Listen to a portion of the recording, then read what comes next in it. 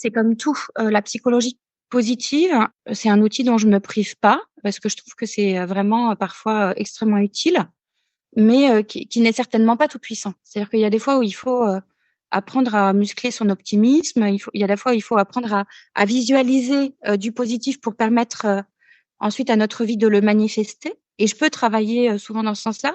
Mais il y a des fois, au contraire, où il faut sortir de ce schéma-là. Il y a quand même beaucoup de gens qui sont programmés en mode: «Tout va bien». Non, non, mais il y a pas de problème, même pas mal et là, mon travail, ça va plutôt être de dire, bah, justement, vous venez de me dire ça là. Qu'est-ce qui se passe dans votre corps quand vous dites ça? Et vous m'avez dit ça et rien que de rester une minute avec sa phrase, avec son souvenir et que moi, en tant qu'accompagnant, je le répète, ben, d'un coup, il y a une émotion qui monte et là, c'est de dire: «OK, donc en fait, c'est pas complètement même pas mal là, il se passe un truc, vous vivez quelque chose, il y a une vraie blessure».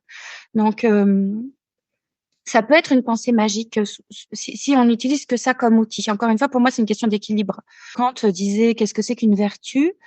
C'est le juste milieu entre 2 vices. Le courage, c'est le juste milieu entre la lâcheté et la témérité. Donc pour moi, le juste accompagnement, il y a un juste milieu entre trop de pensées psychologie positive et pas assez.